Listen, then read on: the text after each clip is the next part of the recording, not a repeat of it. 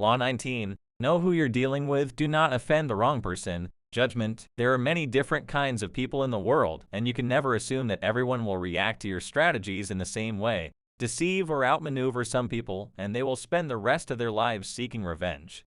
They are wolves in lamb's clothing. Choose your victims and opponents carefully, then never fend or deceive the wrong person. Opponents, suckers, and victims, a preliminary typology in your rise to power. You will come across many breeds of opponents, suckers, and victims. The highest form of the art of power is the ability to distinguish the wolves from the lambs, the foxes from the hares, and the hawks from the vultures. If you make this distinction well, you will succeed without needing to coerce anyone too much. But if you deal blindly with whomever crosses your path, you will have a life of constant sorrow if you even live that long. Being able to recognize types of people and to act accordingly is critical. The following are the 5 most dangerous and difficult types of marks in the jungle, as identified by artists, Khan, and other wise of the past. When you meet a swordsman, draw your sword. Do not recite poetry to one who is not a poet. From a Chan Buddhist classic quoted in Thunder in the Sky, translated by Thomas Clary, 1993. The arrogant and proud man. Although he may initially disguise it, this man's touchy pride makes him very dangerous. Any perceived slight will lead to a vengeance of overwhelming violence. You may say to yourself, but I only said such and such at a party where everyone was drunk. It does not matter. There is no sanity behind his overreaction, so do not waste time trying to figure him out. If at any point in your dealings with a person you sense an oversensitive and overactive pride, flee. Whatever you are hoping for from him isn't worth it.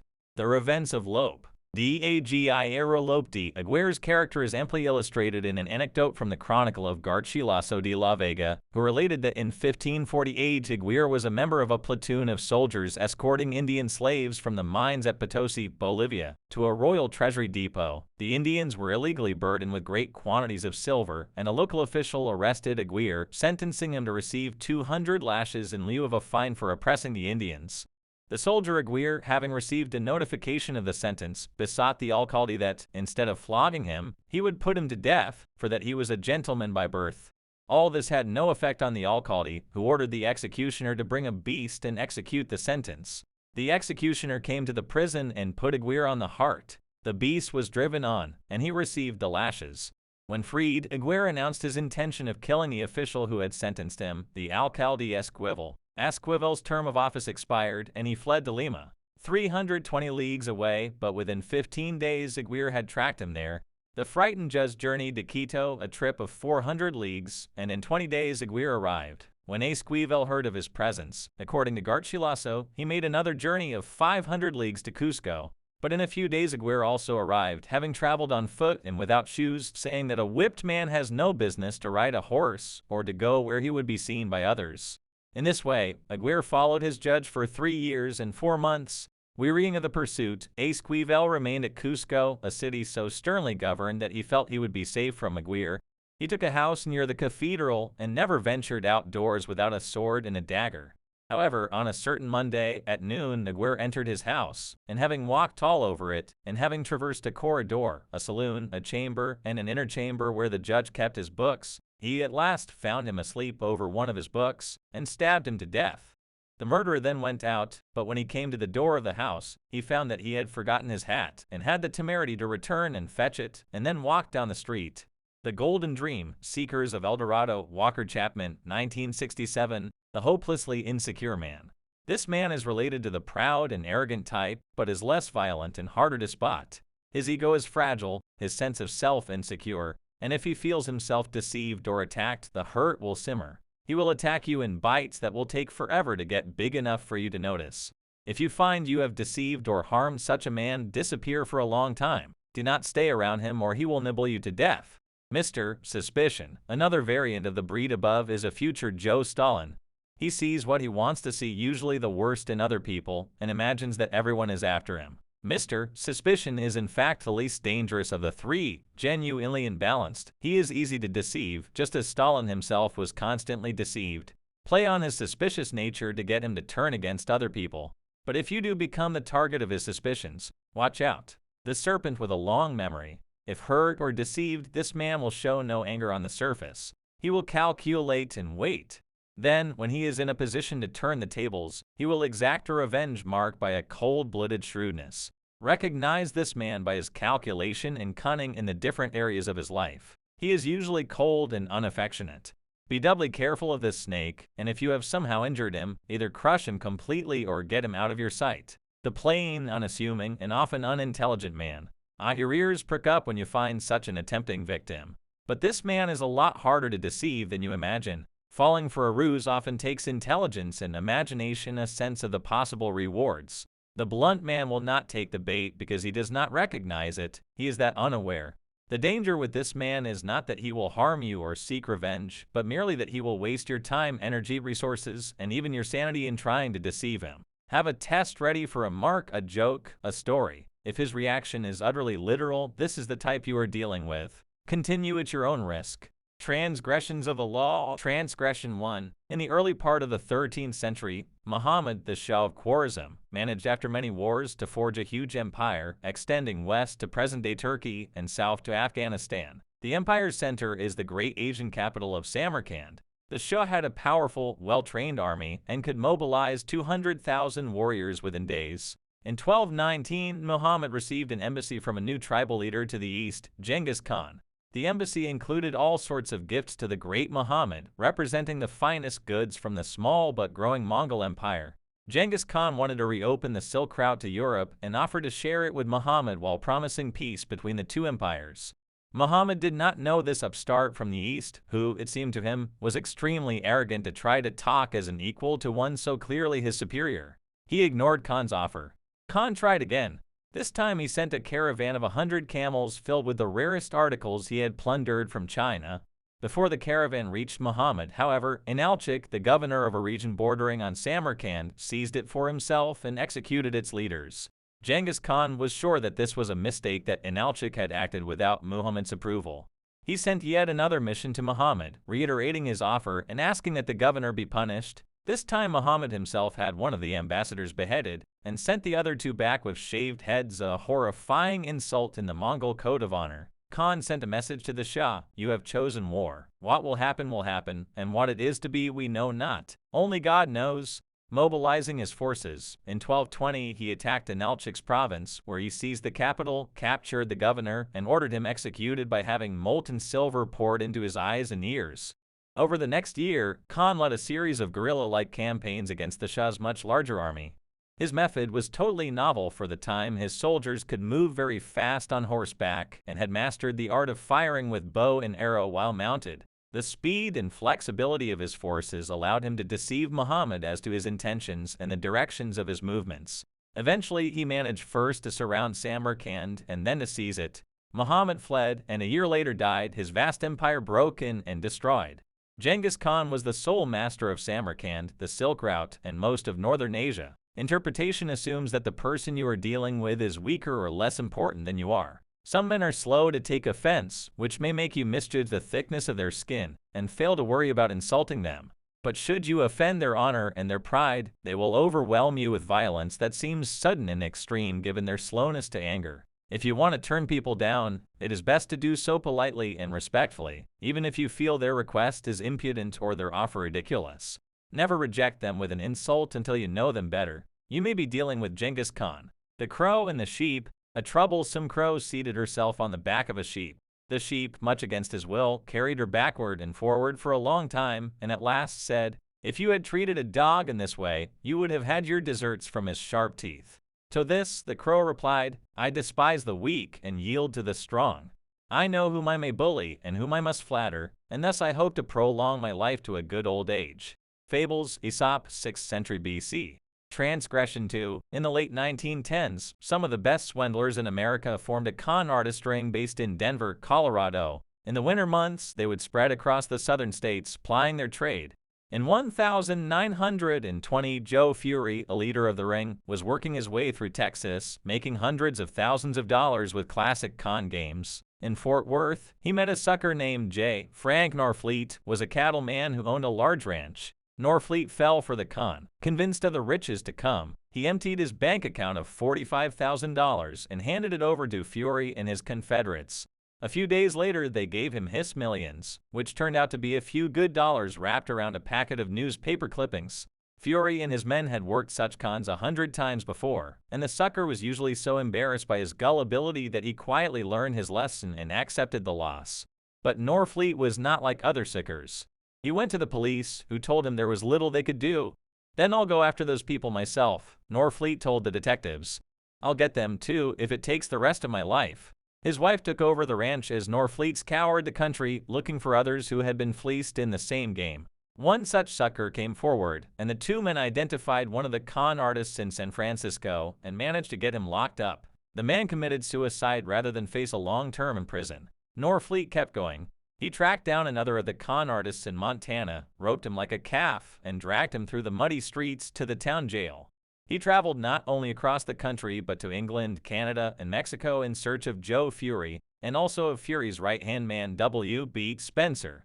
Finding Spencer in Montreal, Norfleet chased him through the streets. Spencer escaped, but the rancher stayed on his trail and caught up with him in Salt Lake City. Preferring the mercy of the law to Norfleet's wrath, Spencer turned himself in. Norfleet found Fury in Jacksonville, Florida, and personally hauled him off to face justice in Texas. But he wouldn't stop there. He continued on to Denver, determined to break up the entire ring. Spending not only large sums of money but another year of his life in the pursuit, he managed to put all of the conning's leaders behind bars. Even some he didn't catch had grown so terrified of him that they too turned themselves in. After 5 years of hunting, Norfleet had single-handedly destroyed the country's largest confederation of con artists. The effort bankrupted him and ruined his marriage, but he died a satisfied man. Interpretation: most men accept the humiliation of being conned with a sense of resignation. They learn their lesson, recognizing that there is no such thing as a free lunch and that they have usually been brought down by their own greed for easy money. Some, however, refuse to take their medicine. Instead of reflecting on their own gullibility and avarice, they see themselves as totally innocent victims. Men like this may seem to be crusaders for justice and honesty, but they are actually immoderately insecure. Being fooled and being conned has activated their self-doubt, and they are desperate to repair the damage. Were the mortgage on Norfleet's ranch, the collapse of his marriage, and the years of borrowing money and living in cheap hotels worth his revenge over his embarrassment at being fleeced? To thinner feats of the world, overcoming their embarrassment is worth any price. All people have insecurities, and often the best way to deceive a sucker is to play upon his insecurities. But in the realm of power, everything is a question of degree, and the person who is decidedly more insecure than the average mortal presents great dangers.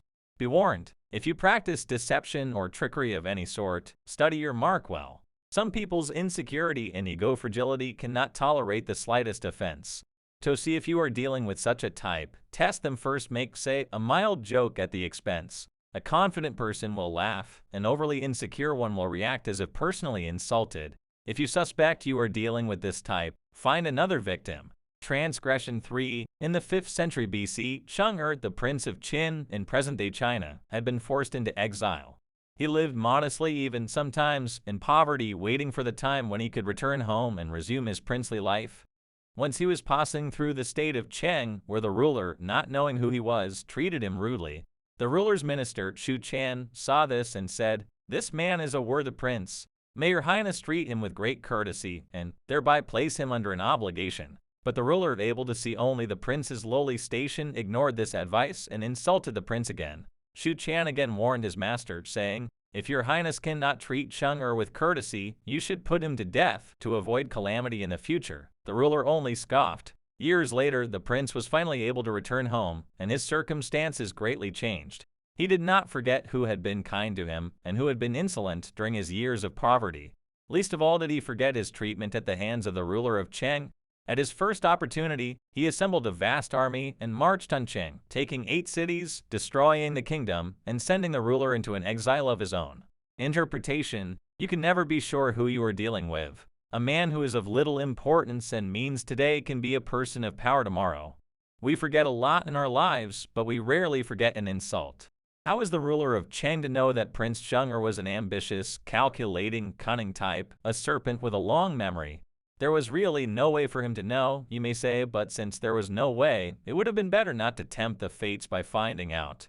There is nothing to begin by insulting a person unnecessarily. Swallow the impulse to offend, even if the other person seems weak. The satisfaction is meager compared to the danger that someday he or she will be in a position to hurt you. Transgression 4. The year 1920 had been a particularly bad one for American art dealers. Big buyers, the robber baron generation of the previous century, were getting to an age where they were dying off like flies, and no new millionaires had emerged to take their place. Things were so bad that a number of the major dealers decided to pool their resources, an unheard of event since art dealers usually get along like cats and dogs. Joseph Devine, the art dealer to the richest tycoons in America, was suffering more than the others that year, so he decided to go along with this alliance. The group now consisted of the 5 biggest dealers in the country. Looking around for a new client, they decided that their last best hope was Henry Ford, the wealthiest man in America. Ford had yet to venture into the art market, and he was such a big target that it made sense for them to work together. The dealers decided to assemble a list, the 100 greatest paintings in the world, all of which they happened to have in stock, and to offer the lot of them to Ford. With one purchase, he could make himself the world's greatest collector. The consortium worked for weeks to produce a magnificent object, a 3-volume set of books containing beautiful reproductions of the paintings, as well as scholarly texts accompanying each picture. Next, they made a personal visit to Ford at his home in Dearborn, Michigan. There they were surprised by the simplicity of his house. Mr. Ford was obviously an extremely unaffected man. Ford received them in his study. Looking through the book, he expressed astonishment and delight. The excited dealers began imagining the millions of dollars that would shortly flow into their coffers. Finally, however, Ford looked up from the book and said, "Gentlemen, beautiful books like these, with beautiful colored pictures like these, must cost an awful lot." "But Mr. Ford," exclaimed Devine, "we don't expect you to buy these books. We got them up especially for you to show you the pictures. These books are present to you." Ford seemed puzzled. "Gentlemen," he said, "it is extremely nice of you, but I really don't see how I can accept a beautiful, expensive present like this from strangers." Devine explained to Ford that the reproductions in the books showed paintings they had hoped to sell to him. Ford finally understood. "But gentlemen," he exclaimed, "what would I want with the original pictures when the ones right here in these books are so beautiful?" Interpretation. Joseph Devine prided himself on studying his victims and clients in advance, figuring out their weaknesses and the peculiarities of their tastes before he ever met them. He was driven by desperation to drop this tactic just once in his assault on Henry Ford. It took him months to recover from his misjudgment, both mentally and monetarily. Ford was the unassuming plain man type who just wasn't worth the bother. He was the incarnation of those literal-minded folk who do not possess enough imagination to be deceived. From then on, Devine saved his energies for the Mellons and Morgans of the world, men crafty enough for him to entrap in his snares. Keys to power. The ability to measure people and to know who you're dealing with is the most important skill of all in gathering and conserving power. Without it, you are blind. Not only will you offend the wrong people, but you will choose the wrong types to work on and will think you are flattering people when you are actually insulting them. Before embarking on any move, take the measure of your mark or potential opponent. Otherwise, you will waste time and make mistakes. Study people's weaknesses, the chinks in their armor, their areas of both pride and insecurity. Know their ins and outs before you even decide whether or not to deal with them. 2 final words of caution. First, in judging and measuring your opponent, never rely on your instincts. You will make the greatest mistakes of all if you rely on such inexact indicators. Nothing can substitute for gathering concrete knowledge. Study and spy on your opponent for however long it takes. This will pay off in the long run. Second, never trust appearances. Anyone with a serpent's heart can use a show of kindness to cloak it. A person who is blistery on the outside is often really a coward. Learn to see through appearances and their contradictions. Never trust the version that people give of themselves. It is utterly unreliable. The hunter. He does not lay the same trap for a wolf as for a fox. He does not set bait where no one will take it. He knows his prey thoroughly, its habits and hideaways, and hunts accordingly. Authority. Be convinced that there are no persons so insignificant and inconsiderable, but may, at some time or other, have it in their power to be of use to you, which they certainly will not if you have once shown them contempt. Wrongs are often forgiven, but contempt never is. Our pride remembers it forever. Lord Chesterfield, 1694 to 1773. Reversal. What possible good can come from ignorance about other people? Learn to tell the lions from the lambs or pay the price. Obey this law to its fullest extent. It has no reversal. Do not bother looking for one.